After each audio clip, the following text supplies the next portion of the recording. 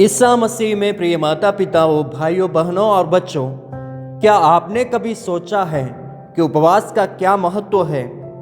क्यों प्राचीन काल से लोग उपवास करते आ रहे हैं? और जब यीशु के समय में फरीसी और यूहन्ना के शिष्य उपवास करते थे तो उनके शिष्य क्यों नहीं करते थे? यीशु ने उत्तर दिया, जब तक दुल्हा उनके साथ है तब तक उपवास की आवश्यकता नहीं, लेकिन जब दुल्हा उनसे छीन लिया जाएगा तब वे उपवास करेंगे। तो क्या इसका मतलब यह है कि हमें उपवास करने की जरूरत नहीं, या फिर उपवास का एक गहरा और दिव्य अर्थ छिपा है? आज हम समझेंगे कि उपवास का क्या महत्व है, यह हमें आत्मिक रूप से कैसे विकसित करता है और कैथोलिक कलीसिया में इसे क्यों इतनी गंभीरता से लिया जाता है। आइए संदेश को गहराई से समझने के लिए आगे बढ़े।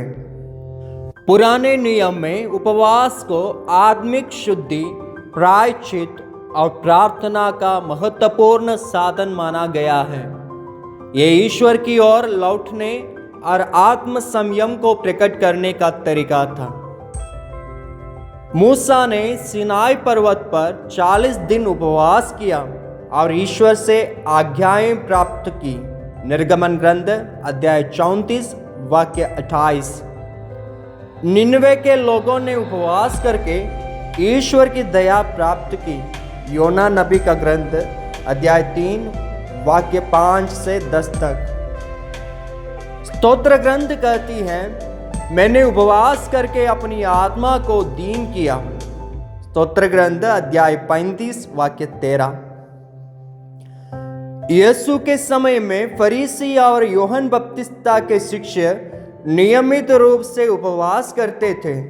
उनका मानना था कि उपवास ईश्वर के प्रति भक्ति और धर्मपरायणता का प्रमाण है। लेकिन जब उन्होंने यीशु से पूछा कि उनके शिष्य उपवास क्यों नहीं करते, तो यीशु ने उत्तर दिया, जब तक दुल्हा साथ है क्या बाराती शोक मना सकते हैं? जब तक दुल्हा उनके साथ है वे उपवास नहीं कर सकते हैं, किंतु वे दिन आएंगे जब दुल्हा उनसे बिछुड़ जाएगा, उन दिनों वे उपवास करेंगे। इसका क्या अर्थ है?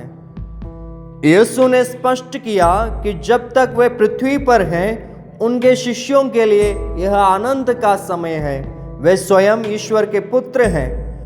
कैथोलिक कलीसिया के अनुसार उपवास के 3 मुख्य उद्देश्य हैं।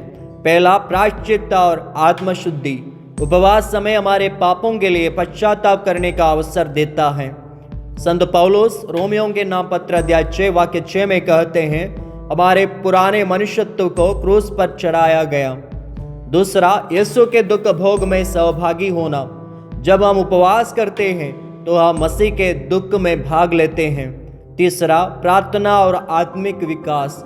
यीशु ने कहा, यह जाति केवल प्रार्थना और उपवास से निकाली जा सकती है। उपवास हमें संसार की इच्छाओं से मुक्त कराता है। यीशु के शब्दों का अर्थ यह नहीं था कि उपवास की आवश्यकता समाप्त हो गई है, बल्कि यह कि उपवास का सही समय और उद्देश्य होना चाहिए। आज जब हम उपवास करते हैं तो हम अपने पापों के लिए पश्चाताप करते हैं, यीशु के दुख भोग में सहभागी होते हैं, अपनी आत्मा को शुद्ध करके ईश्वर के निकट आते हैं। कैथोलिक कलीसिया में उपवास केवल एक परंपरा नहीं, बल्कि आत्मिक विकास का एक शक्तिशाली साधन है। प्रभु हमें सच्चे मन से उपवास करने की शक्ति दें, ताकि हम आपके दुख भोग में सहभागी हो सकें और अपने जीवन को आपकी इच्छा के अनुसार बना सकें। आमीन।